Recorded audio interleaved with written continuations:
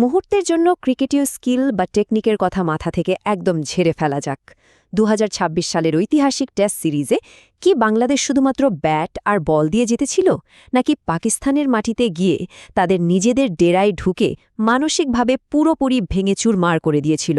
অথবা লিটন দাসের কাছে মোহাম্মদ রিজওয়ানের ইগো কি সেদিন পুরোপুরি ধরা পড়ে গিয়েছিল? আজ এই এক্সপ্লেনারে উঠে আসবে সেই অবিশ্বাস্য চতুর্থ দিনের কথা, দ্বিতীয় টেস্টের সেই কুখ্যাত মুখোমুখি লড়াই, যা পুরো এশিয়ার লাখ লাখ ক্রিকেট ভক্তের স্ক্রিনে আগুন ধরিয়ে দিয়েছিল। সত্যি বলতে ওটা শুধু ২২ গজের ক্রিকেট ছিল না, ওটা ছিল পিওর সাইকোলজিক্যাল ওয়ারফেয়ার বা নিখুঁত এক মনস্তাত্ত্বিক যুদ্ধ। তো এই সাইড স্ক্রিন যুদ্ধের আসল শুরুটা কোথায়? সেই হাই ভোল্টেজ মুহূর্তটায় ফিরে যাওয়া যাক। ৭৭তম ওভারের সেই শ্বাসরোধকর ড্রামা, বিশাল একটা টার্গেট তাড়া করতে নেমে পাকিস্তানের তখন রীতিমতো ঘাম ঝরছে। একদম তাই। ঠিক ১ মিনিটের মাথায় দেখা গেল রিজওয়ানের অস্থিরতা শুরু। ২ মিনিটের মাথায় তিনি বারবার স্টাম্প থেকে সরে যাচ্ছেন। আর ঠিক ৩ মিনিটের মাথায় সাইড স্ক্রিন নিয়ে আম্পায়ারের কাছে অভিযোগ। এটা ছিল বোলারদের রিদম বা ছন্দ পুরোপুরি নষ্ট করে দেওয়ার একটা সুনিপুণ চেষ্টা। কিন্তু এই প্ল্যানটাই ভূমিরাং হয়ে গেল।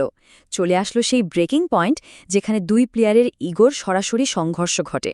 স্টাম্প মাইকে সেই ঐতিহাসিক ড্রামা একেবারে পরিষ্কার শোনা গিয়েছিল। লিটন দাস আর সহ্য করতে পারলেন না, সোজা হেঁটে গেলেন রিজওয়ানের একদম মুখের সামনে আর অত্যন্ত কড়া ভাষায় বলে উঠলেন, 50 তো করে ফেলেছ, এবার কি অভিনয় শুরু হলো? ব্যাটিংয়ে ফোকাস করো। আর রিজওয়ানও কিন্তু ছেড়ে দেওয়ার পাত্র নন। তাৎক্ষণিকভাবে তার পাল্টা জবাব আসে, এটা কি তোমার কাজ নাকি আম্পায়ারের? মাঠে ওই মুহূর্তের উত্তেজনা এতটাই চরম পর্যায়ে পৌঁছেছিল যে মনে হচ্ছিল একটা দিয়াশলাইয়ের কাঠি ছুড়লেই আগুন জ্বলে উঠবে। এরপরই শুরু হয় আসল খেলা, যেটাকে বলা যায় ৫০ পয়সা কাটার সেই চরম অপমানজনক মুহূর্ত। দেখা যাক ব্যাপারটা কিভাবে আরও স্পাইসি হয়ে উঠল। স্ট্যাম্পের চারপাশে থাকা বাংলাদেশের ক্লোজ ইন ফিল্ডাররা তখন ব্যাটারকে চারপাশ থেকে রীতিমতো ঘিরে ধরেছেন।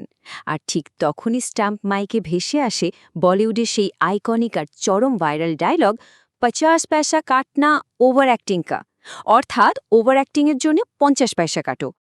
একেই বলে এলিট ট্রোলিং।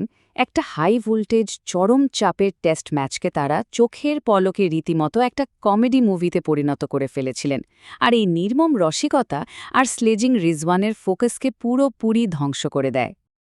আর এই ফোকাস হারানোর পরের দৃশ্যপট, চরম বিপর্যয়, পাকিস্তানের পুরো ব্যাটিং লাইনের পতন। পুরো ঘটনাটি একটা ডমিনো ইফেক্টের মতো কাজ করেছে। ওই স্লেজিংয়ের পর রিজওয়ান মানসিকভাবে সম্পূর্ণ বিপর্যস্ত হয়ে পড়েন। ঠিক তাই। আর সেই মানসিক চাপের মুখে পাকিস্তানের পুরো ব্যাটিং লাইন আপ বাংলাদেশের বোলিং অ্যাটাকের সামনে তাসের ঘরের মতো ভেঙে পড়ে। আর এর মধ্যে দিয়েই নিশ্চিত হয় বাংলাদেশের সেই ঐতিহাসিক বিজয়। ৭৮ রানের এই বিশাল জয় শুধু স্কোরবোর্ডের একটা সংখ্যা নয়, এটা প্রমাণ করে যে শারীরিক স্কিলের চেয়ে ২২ গজে মানসিক আধিপত্য কতটা ভয়ঙ্কর হতে পারে। সবথেকে বড় কথা হল পাকিস্তানের মাটিতে গিয়ে তাদেরই ২-০ ব্যবধানে হোয়াইট ওয়াশ করা। এই কিংবদন্তি তুল্য অর্জনের মূল চাবিকাঠি ছিল এই খাদের কিনারা থেকে ঘুরে দাঁড়ানো মানসিক শক্তিমত্তা। এই পুরো ঘটনাকে অনেকেই বলছেন দ্য আলফা মুভ।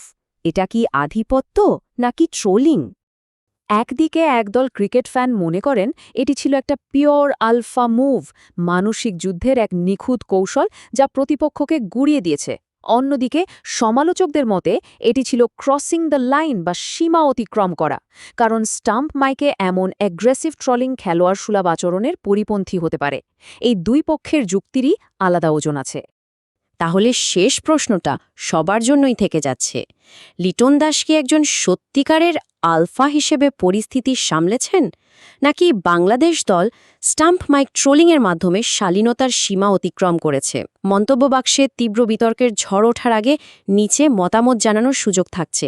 আর হ্যাঁ, এমন আরও অনেক এক্সপ্লেনার পেতে সাবস্ক্রাইব করে সাথেই থাকা চাই।